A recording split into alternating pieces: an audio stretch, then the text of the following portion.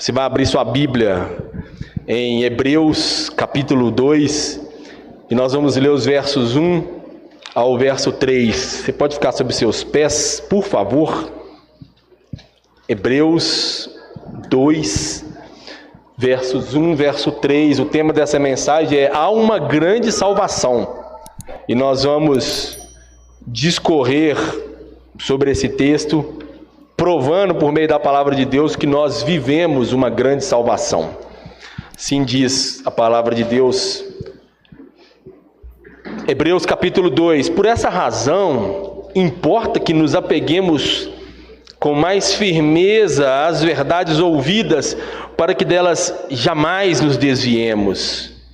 Se, pois, se tornou firme a palavra falada por meio de anjos, e toda transgressão, desobediência recebeu o justo castigo, como escaparemos nós se negligenciarmos tão grande salvação, a qual, tendo sido anunciada inicialmente pelo Senhor, foi-nos depois confirmada pelos que a ouviram? Feche teus olhos, oremos. Deus, tua santa palavra, o Evangelho do nosso Senhor Jesus Cristo, tão grande salvação, que teu Espírito aplique essas verdades em nossos corações, para que nós vivamos, permanecemos em fé, possamos crescer na graça, que nós possamos crescer no amor, e que possamos entender as grandezas dessa palavra, e de tudo aquilo, de todo o beneplácito que ela nos trouxe, e de todos os benefícios, de tudo aquilo que nós agora, como filhos adotivos, enxertados, remidos e lavados, regenerados em santificação por meio do Teu Espírito Santo, nós temos o prazer, o louvor e a maravilha de fazer parte do Teu reino. Não nos deixe ir embora hoje sem regozijar nessa tão grande salvação, a começar por mim, por todos os meus irmãos amados, povo da aliança que aqui está presente, possamos caminhar em tão grande salvação. É a nossa oração em nome de Jesus Cristo. Amém, amém, amém. Meus irmãos, pode se sentar, por favor. O autor de Hebreus, ele está dirigindo essas palavras a pessoas como nós, cristãos, aos que menos nominalmente tinham crido em Cristo, e de muitos, de fato, nesse contexto aqui, tinham crido, mas eles eram cristãos que haviam caído numa condição triste e lamentável. Infelizmente, hoje, muitas pessoas diriam que eles não estavam numa condição triste e lamentável.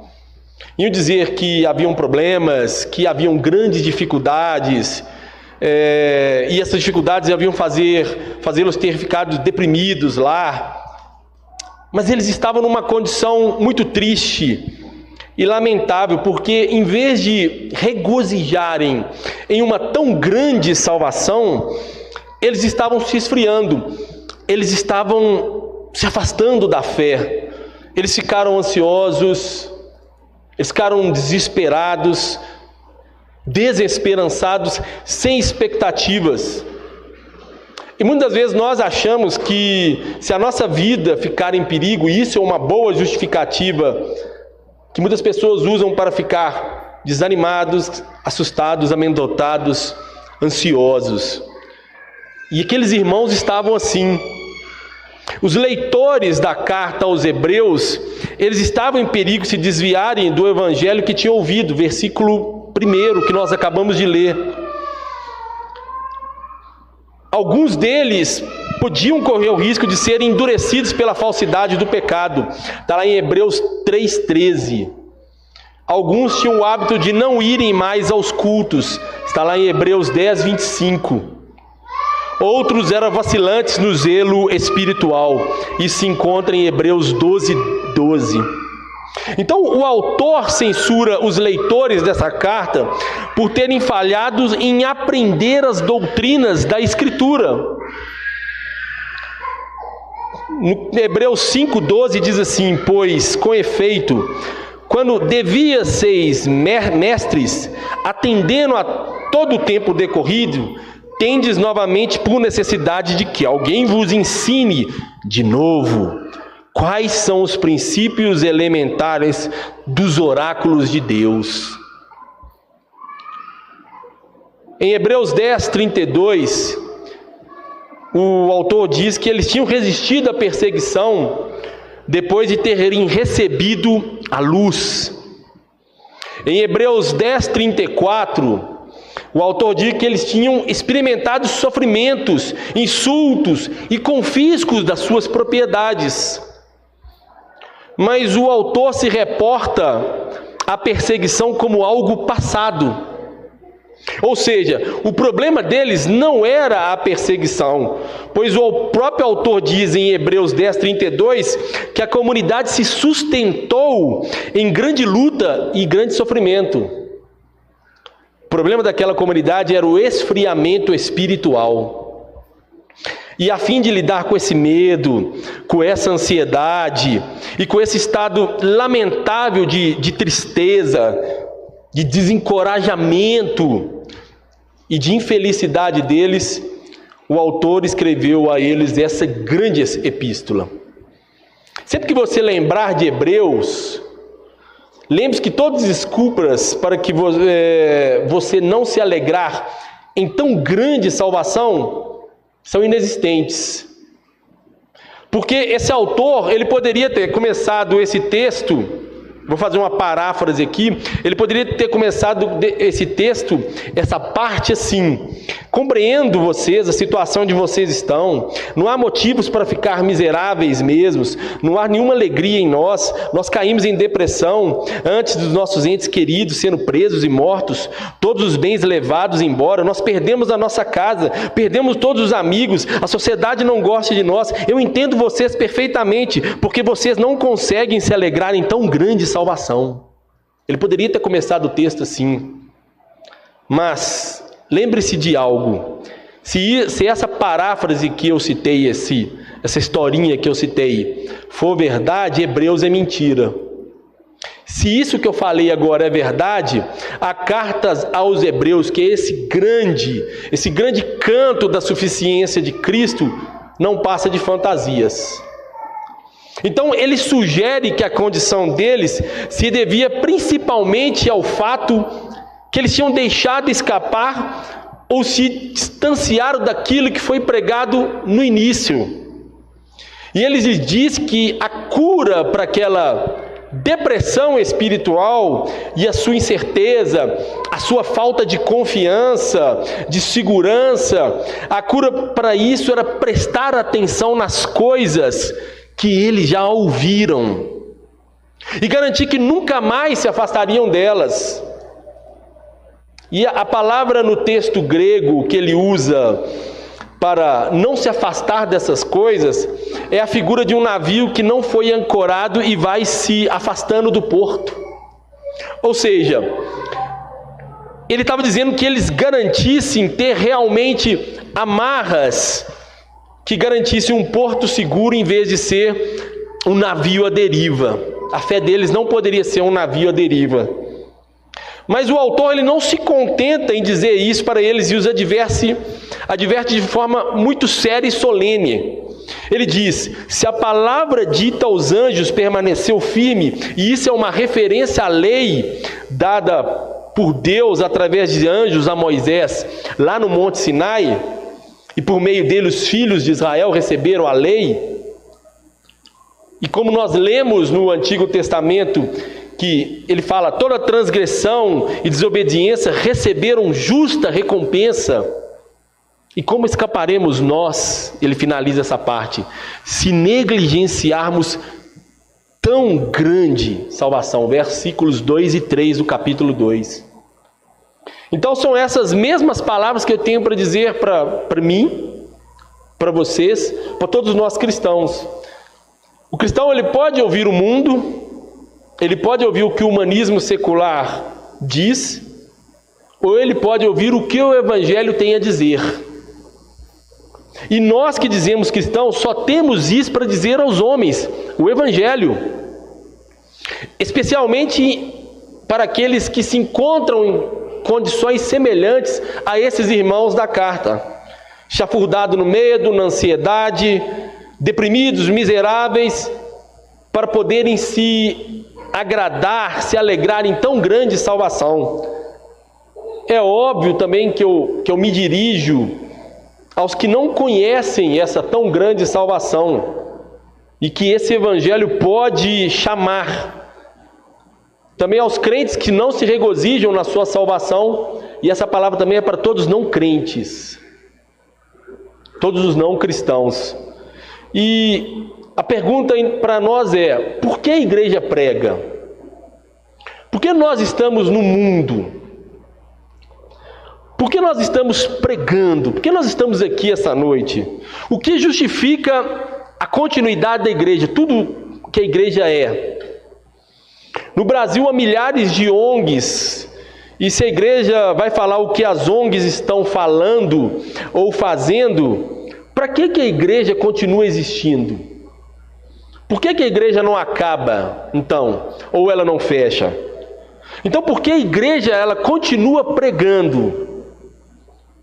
Muitas pessoas no mundo pensam que a igreja deveria calar, porque a sua mensagem é ultrapassada. E não é só a nossa cultura aqui do Brasil que pensa isso, são todas as culturas.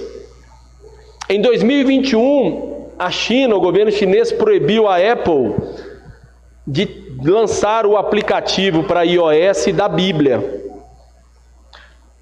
Você pode às vezes ler essa carta de Hebreus e pensar assim que as pessoas do Império Romano, a sociedade do Império Romano valorizava o Evangelho.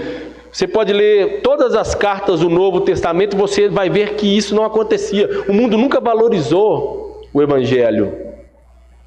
Então, o que nós podemos dizer para essas pessoas? E eu quero abordar particularmente essas palavras. Como escaparemos se negligenciarmos tão grande salvação? Verso 3. E aqui está a nossa mensagem. A nossa mensagem é que não temos tão grande salvação. E com a mensagem das Escrituras que nós estamos preocupados. É essa grande salvação. E eu quero analisar essa afirmação. Primeira coisa, nós notamos que essa mensagem da palavra de Deus é uma mensagem de salvação, que significa libertação, livramento, significa restauração, significa cura de todas as mazelas da alma, é saúde espiritual, é salvação. É algo tão fundamental para a alma que não é uma melhora para a alma, recondicionamento da alma. É uma salvação, é você estar totalmente livre. A mensagem da igreja cristã não é uma exortação para homens e mulheres vivam uma vida melhor, uma vida mais moral, sejam melhores pais, melhores mães, melhores cidadãos. Isso não é cristianismo. Muitos meios podem fazer isso que eu citei agora, e estão falando a respeito disso dia após dia. O essencial da mensagem cristã é ela ser uma mensagem de boas novas. Ela é o Evangelho, e Evangelho significa boas novas. São boas notícias sobre salvação, sobre libertação, sobre todas as necessidades da alma, que finalmente são satisfeitas em Cristo.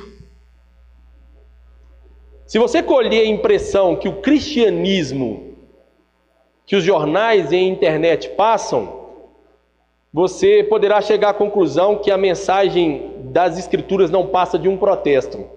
Outro dia eu estava alguém dizendo assim: se você é um protestante, eu vou falar para os protestantes, você tem que protestar. Você tem que protestar contra aquilo, contra isso, porque lá na Reforma foi assim. Meus irmãos, eu nunca vi uma coisa tão ridícula na minha vida como que eu escutei esse dia. O Evangelho não é um protesto. Houve uma reforma, a reforma protestante, houve um protesto contra o abandono do Evangelho. O Evangelho é uma boa nova. Se você colher a impressão do cristianismo que é colocado hoje, e que é até mais aceito pelo mundo, você cria um protesto contra desigualdades, fome no mundo, destruição da natureza, um protesto contra guerra, contra causas sociais. E nós vamos identificando o mundo e achando que o mundo não está indo bem, que nada está indo bom, e nós protestamos a respeito daquilo. Mas isso não é uma boa nova, meus irmãos. Que boa nova há nesses protestos?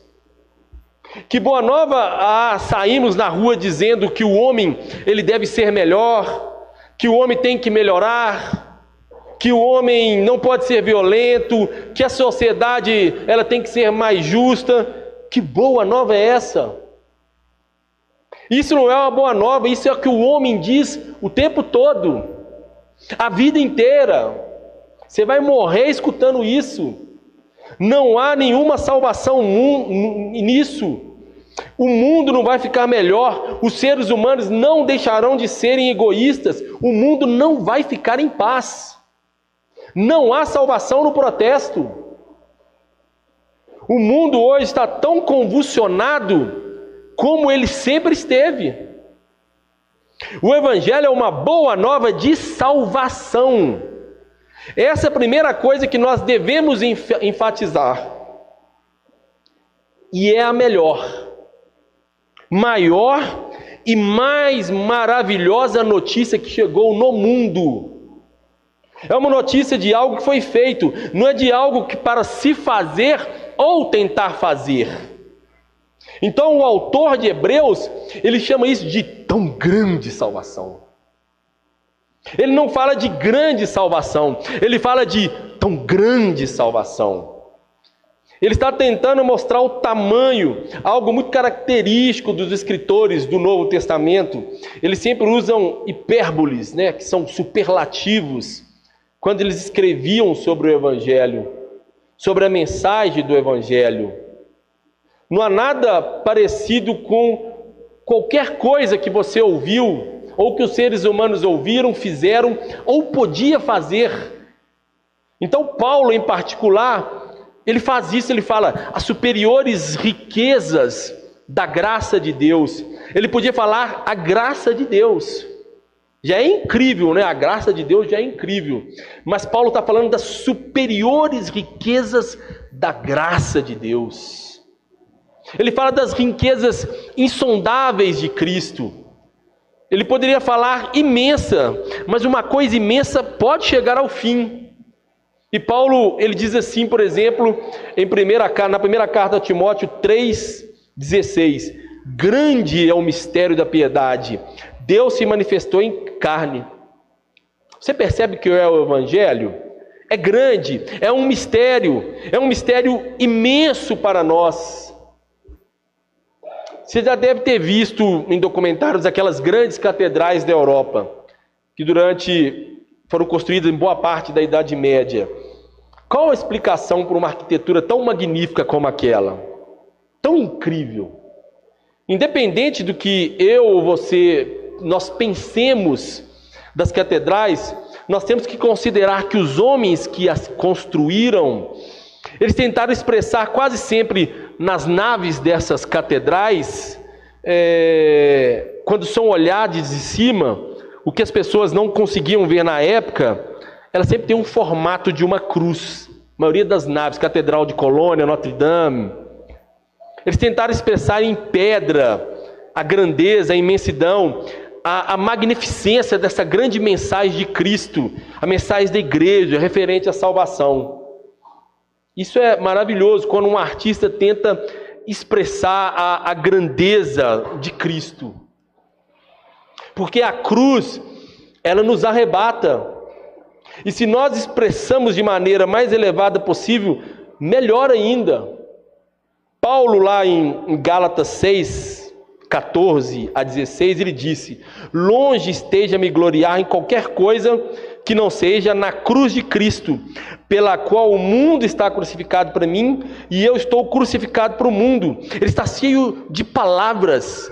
O coração de Paulo, ele transbordava de prazer. Ele falava: ó profundidade das riquezas, tanto da sabedoria quanto do conhecimento de Deus. Quão insondáveis são os teus juízos, quão inescrutáveis os teus caminhos. Nenhuma dessas palavras que eu acabei de falar, nem mesmo as escrituras, estão do tamanho de que Deus é. Está menor do que Deus. Não existe no nosso vocabulário, em qualquer língua, nada do tamanho da grande salvação. A questão é, você pensa assim do Evangelho? Essa coisa grandiosa, como dizia um hino antigo, 1000 línguas para dizer as belezas que ele tem? Você tinha vontade de ter 1000 línguas, 1000 olhos para contemplar isso? Ou você sente que os teus 2 olhos não são suficientes, que a tua mente não captura tudo e você e eu ficamos tão extasiados com a grandeza, com a beleza do Evangelho, você pensa assim: ó profundidade das riquezas, quem conheceu a mente do Senhor? Quisera eu ter a mente para aprender mais, compreender mais. Você se alegra com isso, você sente orgulho, você se gloria nisso de tal maneira que você olha para as pessoas do mundo que não conhecem o Senhor Jesus e você pensa assim: todos podiam ser felizes como eu em Cristo? Você olha para a pessoa mais rica que existe, um sheik árabe que é muçulmano, ele não é cristão, e você pensa assim: nem toda a riqueza do mundo que esse cara tem supera a riqueza que eu tenho em Cristo. Você pensa assim? Ou os mais poderosos do mundo, quão infeliz. Você olha para pensa numa pessoa mais poderosa, seria o que? Biden, Putin, o Xi lá da China. Você olha para eles e fala assim: que infelizes, eles não contemplam a cruz. Ou você passa um aspecto miserável para o mundo, as pessoas olham para você e sentem pena de você. É isso que o autor de Hebreus ele está dizendo para essa comunidade. Na verdade, o autor está dizendo para aqueles irmãos: vocês têm vergonha dessa mensagem? Vocês estão infelizes? Vocês estão deprimidos? O problema é que vocês nunca perceberam a grande salvação que vocês têm. Vocês estão agindo como se a salvação fosse uma coisa michuruca. Vocês acham a glória do Império Romano maior? Vocês acham o Império Romano maior? Você percebe isso? Nós lemos aqui um trecho de Apocalipse, né? O irmão leu. Você vê lá em Apocalipse, o povo estava com medo. Quando João mandou o Apocalipse, e o Apocalipse é sobre Cristo, é sobre o Rei dos Reis, sobre o Senhor dos Senhores, é sobre ver a grandiosidade de Cristo, ver que todas as outras coisas, elas são insignificantes. Então, se apenas tivesse percebido a proeminência de Cristo e as glórias da cruz, o autor está dizendo: vocês nunca teriam olhado para trás, vocês nunca teriam medo, nunca estariam aí deprimidos num canto. Vocês estão como Paulo e Silas, cantando na cadeia, eles estavam arrebentados. Vocês sabem, em Atos 16, que culmina em Atos 16, 31, aquela célebre passagem: crê no Senhor Jesus e será salvo tu e a tua casa. Então Paulo e Silas, eles estavam arrebentados, eles tinham apanhado, ninguém tinha os ouvido, trataram eles injustamente, bateram neles, eles estavam lá no meio da madrugada, eles não sabiam se iam ser mortos, eles não sabiam o que ia acontecer, mas eles estavam cantando. E o autor de Hebreus, ele quer dizer isso: vocês deveriam estar cantando. Paulo estava cantando não porque não estava doendo, não porque ele tinha sido humilhado, não porque ele tinha sido chicoteado, ele estava cantando por causa dessa tão grande salvação. Então eu me pergunto, e eu me incluo, se nós, como cristãos, estamos nos gloriando na cruz como deveríamos. Isso é que o autor de Hebreus está perguntando para aquela comunidade e para nós também. Será que exultamos por essa tão grande e poderosa salvação que é nossa? Pode ser que nós precisemos nos lembrar disso, meus irmãos. E pode ser que precisemos nos lembrar disso todos os dias. Porque as nossas vidas, nossa reação, a vida nossa de cristãos tem que ser compatível com uma tão grande salvação. Alguém que recebe uma tão grande salvação, ele está maravilhado, principalmente porque nós estamos falando da maior coisa que já aconteceu e que acontecerá. Às vezes nós passamos a impressão de que o nosso evangelho é uma coisa pequena e insignificante. E a maior parte das pessoas que você conhece acha que o evangelho é uma coisa grande? As pessoas incrédulas, às vezes, veem os cristãos tão sedentos daquilo que elas querem, buscando as mesmas coisas que elas buscam, tão desanimados por não terem aquilo que elas não têm, ou não terem aquilo que elas não estão buscando, ou estão buscando e não estão conseguindo, que ela só pode receber uma mensagem dessas pessoas. O evangelho é uma coisa insignificante. Elas nunca perguntarão para nós qual é a razão da nossa esperança. Sabe por quê? Porque elas não estão vendo nada. Quem ia perguntar para aqueles cristãos da carta aos Hebreus qual era a razão da esperança deles? Eles estavam moribundos, tristes, miseráveis. É isso que o autor de Hebreus está dizendo para eles. Vocês estão negligenciando uma tão grande salvação e uma tão grande oportunidade que vocês tinham de mostrar à comunidade o que Paulo mostrou àqueles presos lá na masmorra. Paulo e Silas, eles cantavam ao Senhor e os presos estavam ouvindo. Eles estavam pensando: quem são esses caras? Quem canta à meia-noite com o corpo todo ensanguentado, com corrente no pé? Quem são esses Paulo e Silas? Que tipo de gente é essa? É óbvio que eles queriam saber que esperança era essa.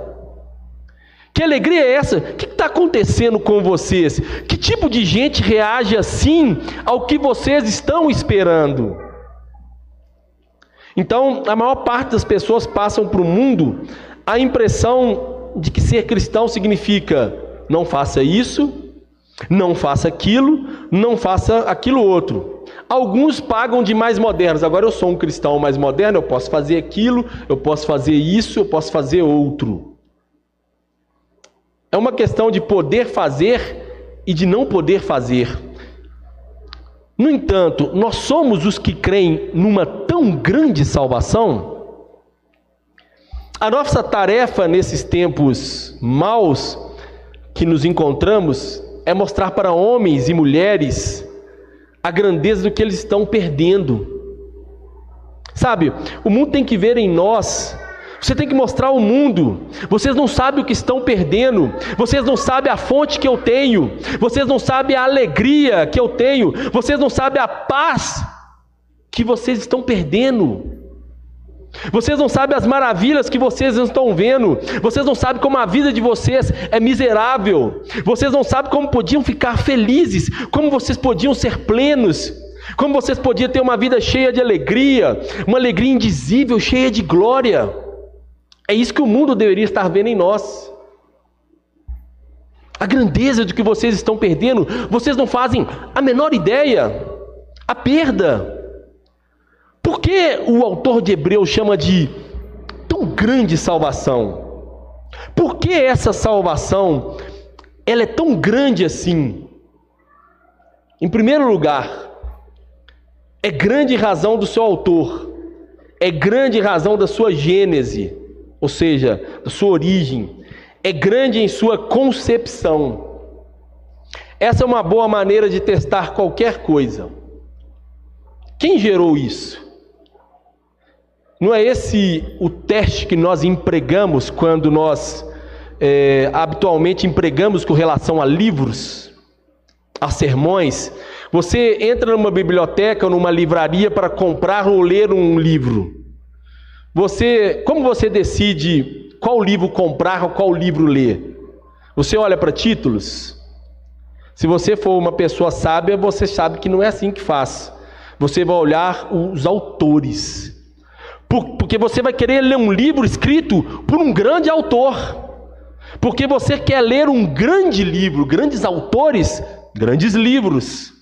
Você escolhe não pelo título do sermão. Você escolhe alguém que pregou grandes sermões sobre Cristo. O título não te importa. Esse é um método consistente, princípio sólido para toda a vida. Eu estava lendo uma história, deve ter uns 12 a 15 anos atrás, de um quadro que foi vendido por um valor incomum, tipo 1.000 libras. Esse quadro foi achado num sótão. Ele ficou parado numa galeria no canto. Ele não era muito importante, esse quadro. Anos depois, um especialista foi nessa galeria ver, e ele estava lá fazendo um check-out dos objetos, e ele viu esse quadro em exposição. Ele viu o quadro e disse: esse quadro é antigo. E ele começou a examinar o quadro, examinou ali, examinou aqui. O quadro foi vendido por 100 milhões de dólares. Por quê? Porque ele era um Van Gogh que estava perdido. Agora, o quadro lá ficou anos parado. Ele ficou mais bonito? Ele ficou melhor? Não, ele estava lá, mas quem que era o autor? Aquele quadro ele foi vendido por 1.000 libras. Todo mundo podia comprar, mas agora o especialista examinou, chamou outros especialistas, fizeram um painel. Esse é o quadro de Van Gogh que foi perdido há décadas, há anos. Ele vale uma fortuna. Então alguém foi capaz de pagar 100 milhões de dólares por esse quadro. Por quê? Se era o mesmo quadro. Por causa do autor. E isso faz toda a diferença. Isso não é um quadro qualquer, isso é um Van Gogh. Essa grande salvação, quem é o autor dela? O autor de Hebreus, ele vai dizer na mesma carta: mantenha os olhos fixos no autor. Quem é o autor? Por isso que ela é uma grande salvação. O que determina a grandeza da pintura era o pintor. Por que oferecemos ao mundo a mensagem da Bíblia? Por que dizemos que essa mensagem ela é incrível? Porque ela não é humana. É quase inacreditável pessoas que se dizem cristãs ouçam mais Freud do que a Bíblia. O que importa que Freud diz? Nós pregamos uma mensagem que não é humana. O seu autor é o Criador do universo. O autor de Hebreus, ele está dizendo: como escaparemos? Ela é grande por causa do seu autor. Ela não é uma mensagem concebida pela mente humana. Nós estamos cansados de teorias humanas sobre felicidade, sobre paz, sobre protestos humanos. O mundo é um inferno, meus irmãos, porque o coração do homem é um inferno. Porque o homem não tem paz. Como é que eu vou escutar o homem que não tem paz me ensinar sobre paz? Como é que eu vou ouvir uma mente inimiga de Deus falar sobre paz? Que paz? Não há paz, diz Deus. O Evangelho é grande porque o autor dele não é humano. Não chafuda no pecado, não é escravo do pecado, não é um miserável pecador debaixo da maldição de Deus. Eu não quero depreciar tudo que os homens fazem. Pelo contrário, eu falei dessa grandeza de Van Gogh. Mas a grandeza de que o homem faz, ela só vai ter valor quando está dando formas a coisas maiores do que o próprio homem. Quem é o autor dessa grande salvação? Em Hebreus 1:1, um pouco antes, ele diz: há muito tempo Deus falou muitas vezes e de várias maneiras aos nossos antepassados por meio dos profetas, mas nesses últimos dias falou por meio do Filho, a quem constituiu o herdeiro de todas as coisas e por meio de quem fez o universo. E no capítulo 2, pois se a palavra é dita por anjos, você vê, quem diz uma coisa dá uma importância. Se as palavras de Deus que os anjos falaram ficou firme e toda transgressão e desobediência recebeu a justa recompensa, como escaparemos de tão grande salvação? Ele falou do seu Filho, ele falou daquele que é a sua imagem, e por isso que a igreja cristã continua. A igreja não está aqui competindo com ONGs e com nenhuma tentativa humana de melhora do mundo. Estamos dizendo ao mundo que Deus pensa. Todo o resto do mundo diz o que o homem pensa. O que o homem pensa sobre a vida, o que o homem pensa sobre a paz, o que o homem pensa sobre a alma, não dá em nada. Mas nós estamos aqui lendo não o que um homem pensa, mas o que Deus pensa. Porque o mundo está nesse estado tão tenebroso, meus irmãos. A resposta só a Bíblia tem. O homem faz parte do problema, não da solução. Deus planejou a grande salvação e decretou ela antes do universo existir. O Cordeiro foi morto antes da fundação do mundo. Quando o Pai pensou em tão grande salvação e planejou, o Filho disse: eis-me aqui, envia-me a mim. Esse plano está centrado na cruz, onde o Filho, ele disse: eu bebo o cálice, onde eu morro, eis-me aqui. Ele foi enviado pelo Pai, assim como o Espírito Santo que entrou em nossas vidas. O plano foi feito por esse Deus, pela Trindade. Meus irmãos, o mundo, ele enlouqueceu. Ele está repleto de problemas. E o secularismo não tem solução para nenhum dos nossos problemas. Nós temos que ouvir a Deus e parar de ouvir o mundo. Devemos fazer o que as Escrituras dizem: aquietai-vos e sabeis que eu sou Deus, ouçam a mim, ouçam a mim. É isso que o autor de Hebreus quis dizer. Vocês estão miseráveis, não estão cheios de alegrias, estão passando uma imagem totalmente falsa dessa grande salvação, porque vocês se esqueceram dessas realidades. Em segundo lugar, a salvação é tão grande porque ela nos liberta de um grande inimigo. O versículo diz: como escaparemos se negligenciarmos de tão grande salvação? Aqui está a segunda maneira de testar o seu valor. A maneira de testar a sua grandeza é perceber do que ela nos salva. De quanto maior a coisa ela nos salva, mais isso é celebrado. E nós estamos falando de algo. E o que acontece conosco se nós negligenciarmos isso? Já pensou a respeito disso? Deixe-me usar mais uma ilustração. Nós todo tempo lemos sobre medicamentos que são usados para curar várias enfermidades. Nós recentemente saímos de uma pandemia. Os laboratórios, eles gastam milhões em pesquisa para descobrir novos medicamentos, para produzir novas drogas. Investem milhões em pesquisas. Como nós estimamos o valor e a grandeza de um medicamento? Aspirina, por exemplo, é um medicamento maravilhoso, usado para quem é infartado. Mas ele é um medicamento barato. Mas por que há drogas caríssimas? Porque elas são contra moléstias mortais, contra doenças fatais.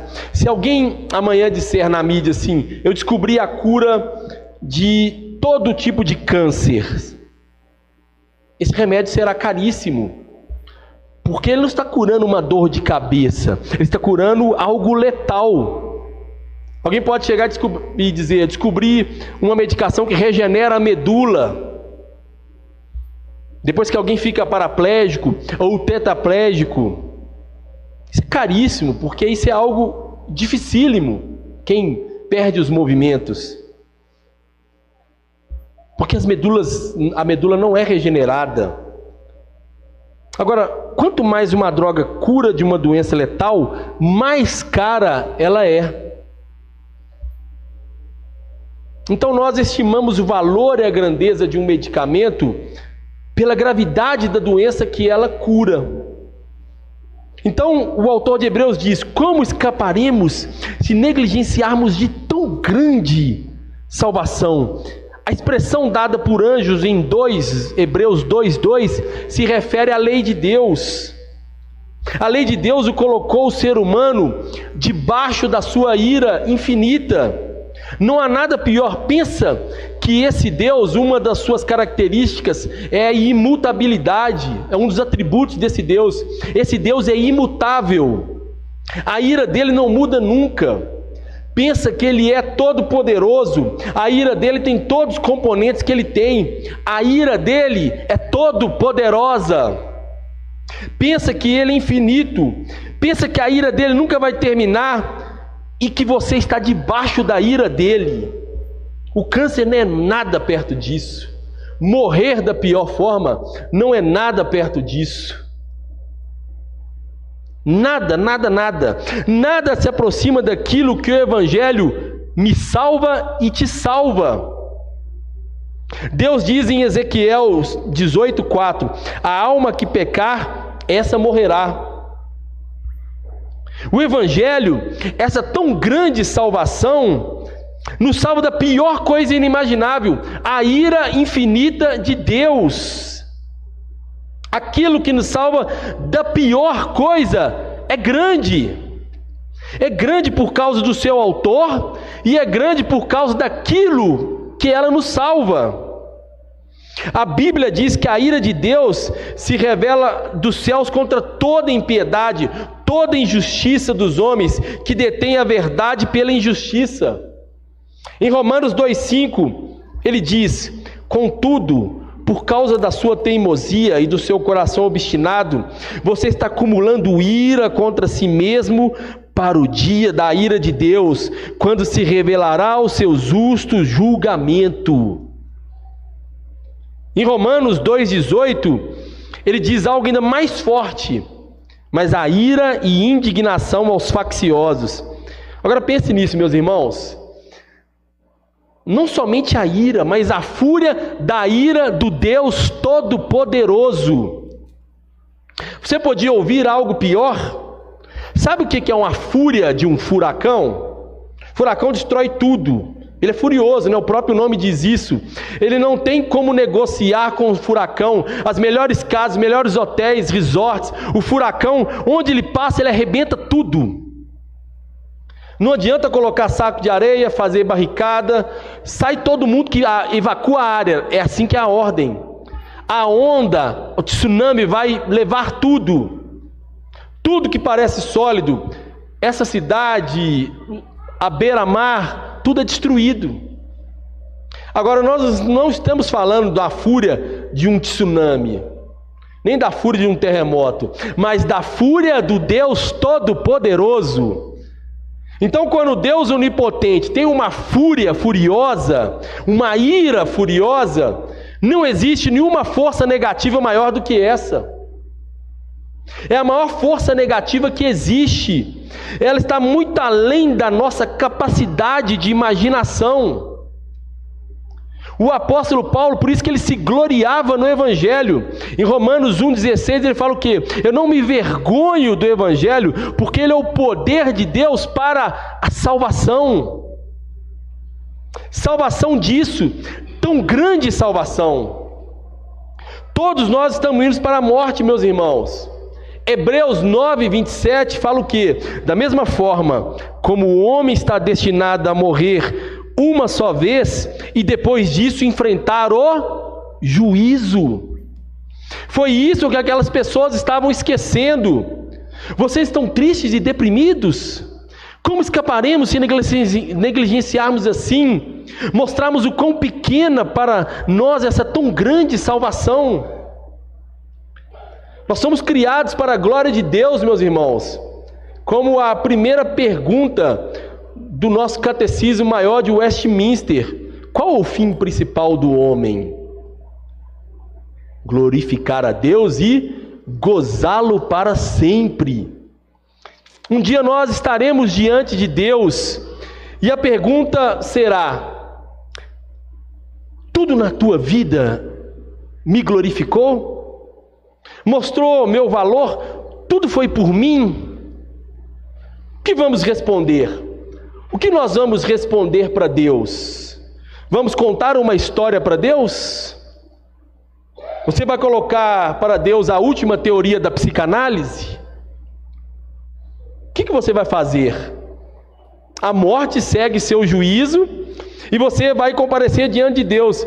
Então a nossa vida terá que ser perfeita, vivida para a glória dEle, deleite dEle.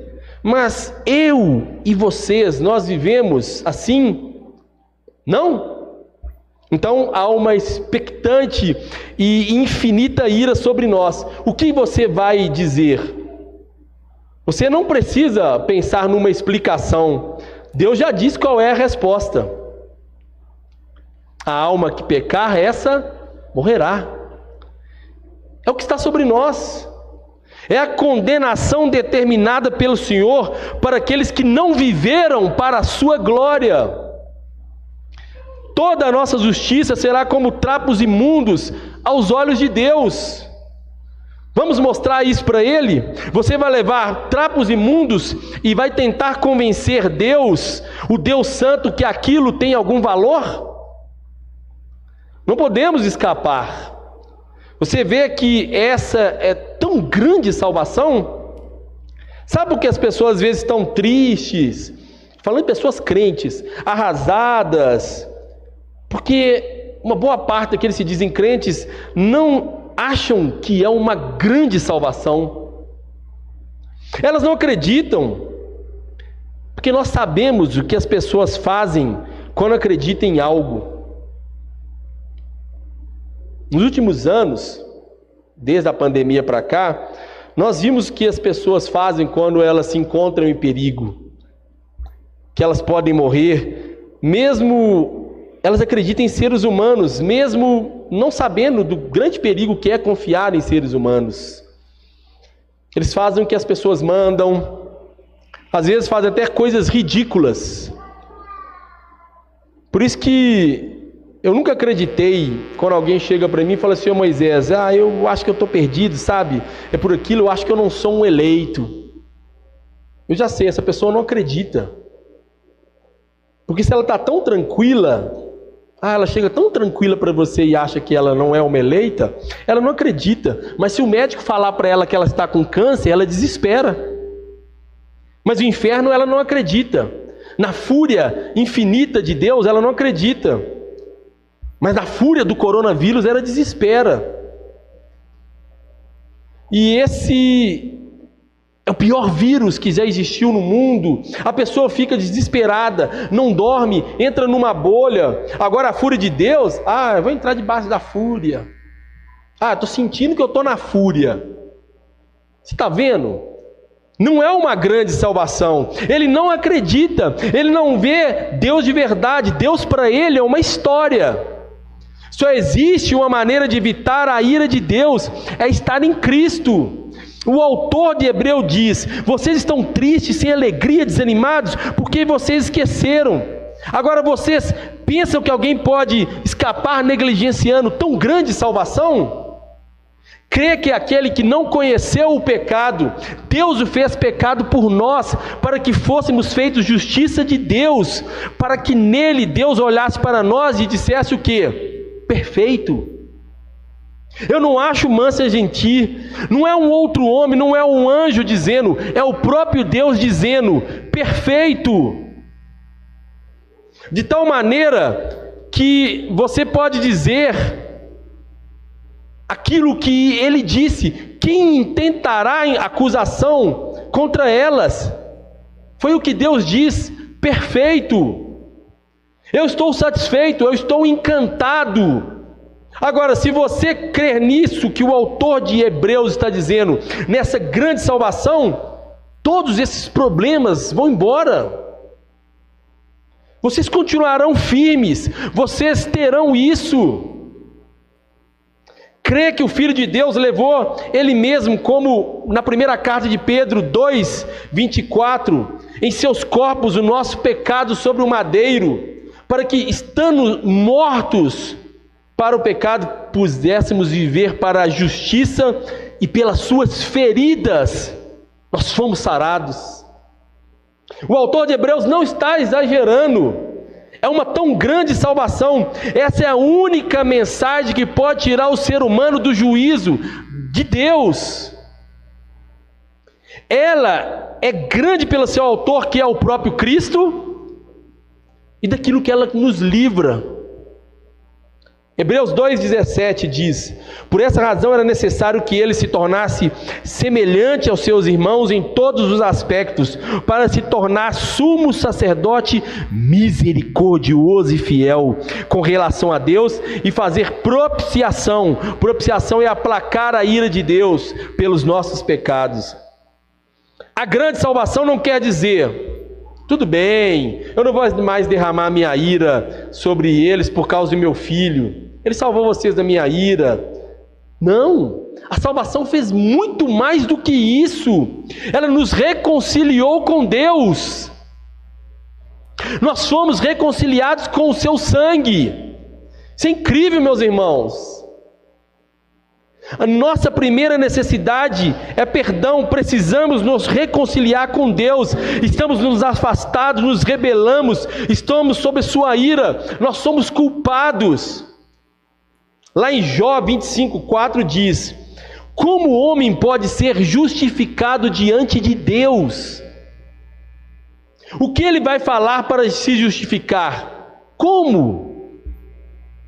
Assim, Deus estava em Cristo, reconciliando consigo mesmo o mundo e não lhes imputando os seus pecados. Segunda carta aos Coríntios 5:19. O Cordeiro de Deus levou os pecados, nós estamos perdoados. Que grande salvação! Nada no mundo mais pode nos dar isso. Os cristãos de Hebreus, eles não tinham nenhuma desculpa. Hoje, certamente, muitos pastores iam mandar uma carta totalmente diferente dessa de Hebreus. Eles iam querer falar individualmente com cada um. Qual é o problema seu? Você apanhou? Você perdeu casa? Seu filho foi preso? Você foi torturado? Cada um tem um problema diferente, terapias diferentes para cada problema, porque cada um sofreu coisas diferentes. Tão grande salvação era para todo mundo. A ira de Deus estava sobre todo mundo. Se você é levado a Cristo, você é reconciliado com Ele. Ele suporta em si mesmo os seus pecados como o Cordeiro de Deus. Você não é apenas reconciliado, você é adotado na família de Deus. Deus te adota, Deus diz: é meu filho. Tudo que sempre pertenceu ao meu filho amado, que é tudo que existe, pois eu sou o dono de tudo, agora é teu também. Meus irmãos, vocês já pensaram no que é a salvação? Hebreus 2:10. Ao levar muitos filhos à glória, convia que Deus, por causa de quem e por meio de quem tudo existe, tornasse perfeito mediante o sofrimento o autor da salvação deles. E continua: ora, tanto que santifica quanto os que são santificados provém de um só. Por isso Jesus não se envergonha de chamá-los irmãos. Para o Pai, nós e Cristo somos um. Ele não fala: esse é o meu filho amado, em quem me comprazo. Então ele diz para você, meu irmão: eu me comprazo em ti. Eu me deleito em você. Você vê o que a salvação faz? Em natureza. Você não é apenas perdoado e depois é deixado no meio da rua. Agora imagina se você tivesse cometido crimes terríveis, um homicida, psicopata, terríveis que merecessem a morte. Pense nisso. E simplesmente algum governo dissesse para você assim: olha, nós vamos te perdoar, vamos soltar você, e soltasse você na rua sem um tostão, só com a roupa do corpo. Você ia ser uma pessoa feliz. Ah, graças a Deus, eu estava naquele tormento, estou livre aqui na rua, agora eu vou tentar ganhar minha vida. Era isso que ia passar no seu coração. Você foi perdoado e deixado no meio da rua. Mas Deus, Ele não te perdoa e te deixa largado. Você é levado para a casa do Rei do Universo. Colocado no seio da família, você se torna irmão de Cristo. Hebreus 2,12 diz: proclamarei o teu nome aos meus irmãos, no meio do teu povo reunido, te louvarei. Quem está falando é Cristo. E ele prossegue: e também nele porei a minha confiança. Novamente ele diz: aqui estou com os filhos que Deus me deu. Nós somos um em Cristo. E o autor de Hebreus continua nos versos 14 ao 16 do capítulo 2. Portanto, vistos que os filhos são pessoas de carne e sangue, ele também participou dessa condição humana, para que por sua morte derrotasse aquele que tem o poder da morte, isto é, o diabo, e libertasse todos aqueles que durante toda a vida estiveram escravizados por meio da morte. Pois é claro que não é a anjos que ele ajuda, mas os descendentes de Abraão, os eleitos, vocês, o povo da aliança. Pecados perdoados, reconciliados com Deus, adotados na sua família, transformados em seus filhos, mas ainda nós temos que viver nesse mundo. E esse mundo é cheio de aflições, mas a salvação cobre isso também. Hebreus 2:17 e 18. Porque por essa razão, era necessário que ele se tornasse semelhante aos seus irmãos em todos os aspectos, para se tornar sumo sacerdote misericordioso e fiel com relação a Deus, e fazer propiciação pelos pecados do povo. Porque tendo em vista que ele mesmo sofreu quando tentado, ele é capaz de socorrer àqueles que também estão sendo tentados. A salvação cobre o período de vida que vamos estar aqui ainda. Ele já passou por isso em todos os aspectos. Que grande salvação! Mas onde isso nos leva? Hebreus 2:5. Não foi a anjos que ele sujeitou o mundo que há de vir, a respeito do qual estamos falando, mas alguém em certo lugar testemunhou dizendo: que é o homem para que com ele te importes, e o filho do homem para que com ele te preocupe? Tu o fizestes um pouco menor que os anjos, e o coroastes de glória e de honra, tudo sujeitaste debaixo dos seus pés. Deus não preparou um mundo vindouro para os anjos. Para quem ele preparou então, meus irmãos? Hebreus 1:14 te dá essa resposta. Acompanhe comigo. Os anjos não são todos eles espíritos ministradores enviados para servir aqueles que hão de herdar a salvação? O que se compara a essa grande salvação a pecadores perdoados como nós? O que pode ser mais maravilhoso do que deitar a cabeça no travesseiro à noite e saber que se nós morrermos durante a noite, isso não vai ter nenhuma importância? Você já sabe que passou da morte para a vida, que Deus preparou um novo mundo para os seus filhos, que simplesmente você vai acordar para ver Cristo. Eu vou ilustrar a última coisa para nós encerrarmos. Se você fosse dormir hoje e acordar filho do Bill Gates, você iria ficar preocupado? Você ia desesperar? Porque você vai acordar bilionário? Nunca, né? Você vai dormir rápido para acordar amanhã cedo ainda, né? Quanto eu vou dormir às 9 horas? Quanto para eu acordar mais cedo? Por isso que Paulo diz em Filipenses que é melhor estar em Cristo, porque você pode partir hoje, meu irmão.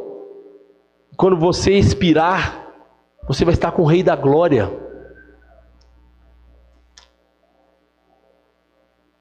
O mundo está condenado, meus irmãos.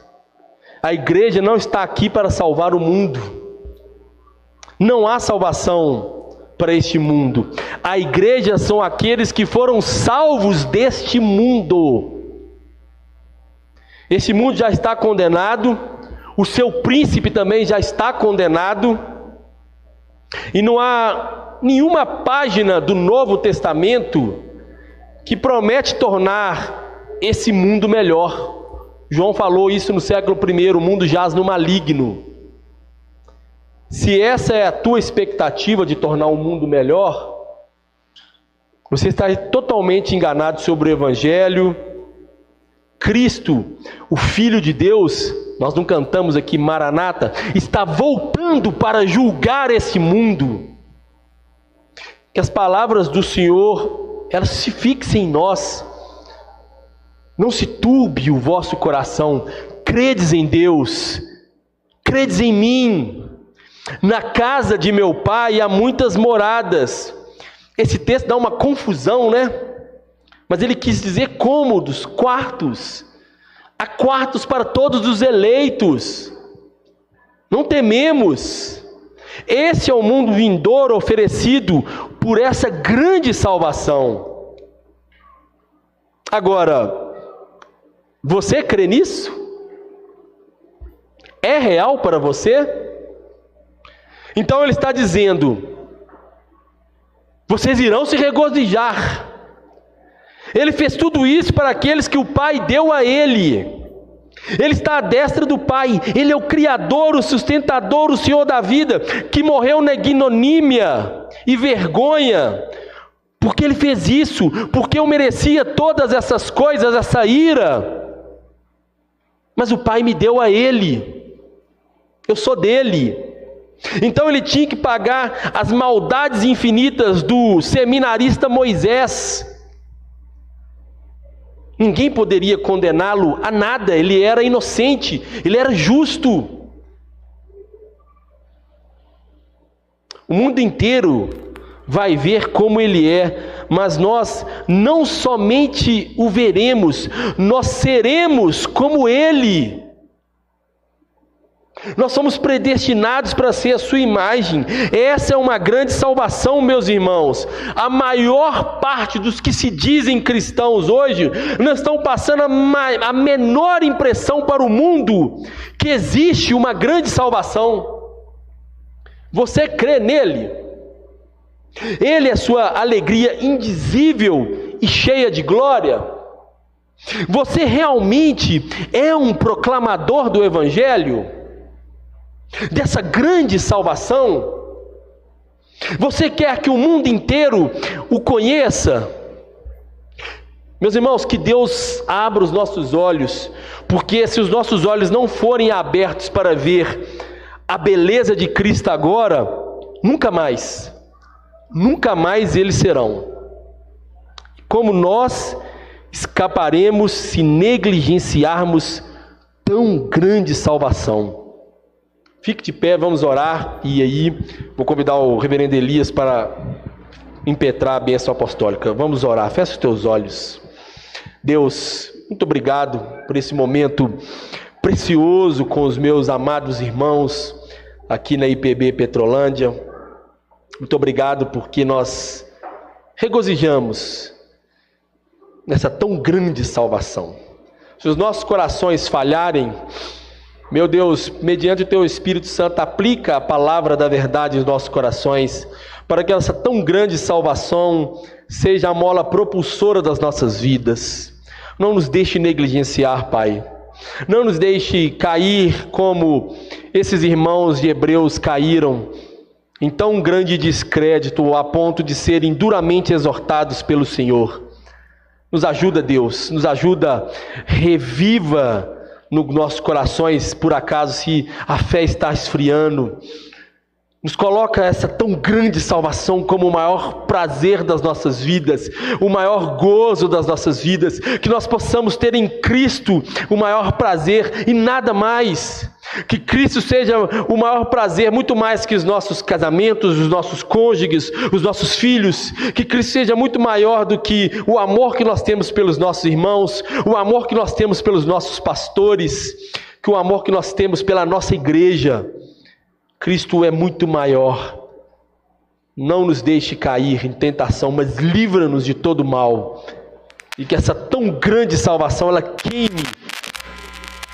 Não queime somente hoje, amanhã e nas próximas semanas, mas que elas queime até o último dia de suspiro de nossas vidas. E quando nós estivermos para partir, para morrer, possamos estar alegres nessa tão grande salvação, porque ela é indizível, é eterna.